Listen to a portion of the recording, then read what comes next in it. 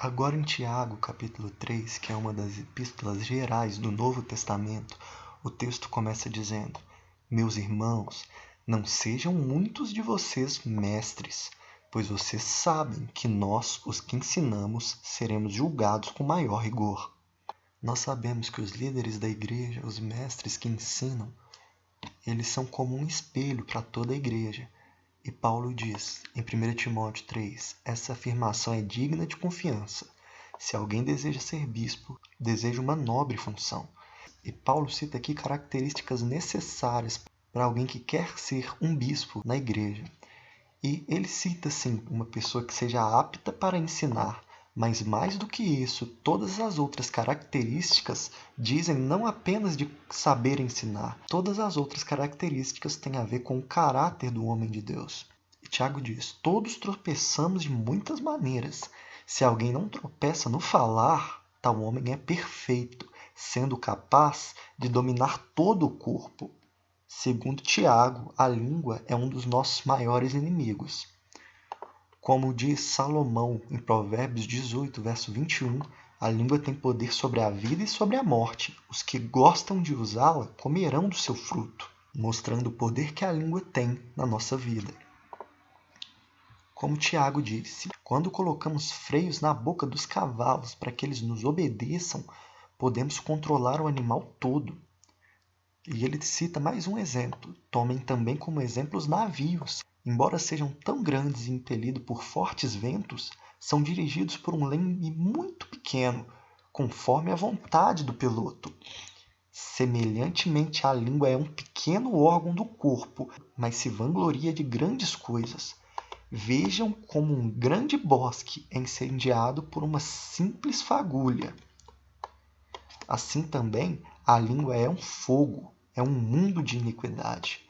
Colocada entre os membros do nosso corpo, ela contamina a pessoa por inteiro e incendeia todo o curso de sua vida, sendo ela mesma incendiada pelo inferno.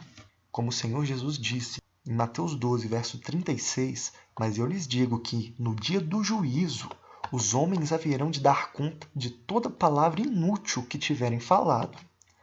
Pois por suas palavras você será absolvido e por suas palavras será condenado. E também em Mateus 15, o que entra pela boca não torna um homem impuro, mas o que sai da sua boca, isso o torna impuro. E Tiago continua dizendo: toda espécie de animais, aves, répteis e criaturas do mar doma-se e é domada pela espécie humana. A língua, porém, ninguém consegue domar. É um mal incontrolável, cheio de veneno mortífero. Como diz o Salmo 140, os ímpios afiam a língua como a de serpente. Veneno de víbora está em seus lábios. Ou seja, a língua é um mal incontrolável. E Tiago diz: com a língua bendizemos ao Senhor e Pai, e com ela amaldiçoamos os homens que são feitos à imagem e semelhança de Deus. Da mesma boca procedem bênção e maldição. Meus irmãos, não pode ser assim. Acaso pode sair água doce e água amarga da mesma fonte?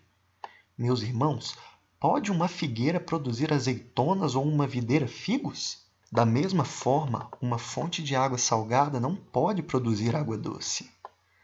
Quem é sábio e tem entendimento entre vocês, Tiago faz uma pergunta no verso 13. E a pessoa que for sábia, que o demonstre por um bom procedimento, mediante obras praticadas com humildade, que provém da sabedoria, mostrando que a sabedoria produz humildade no ser humano.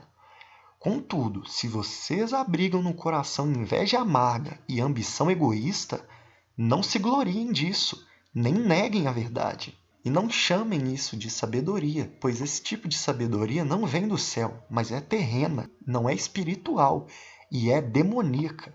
Pois onde há inveja e ambição egoísta, aí há confusão e toda espécie de males.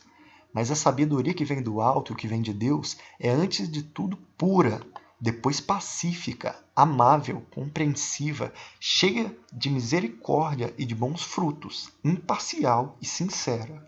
O fruto da justiça semeia-se em paz para os pacificadores.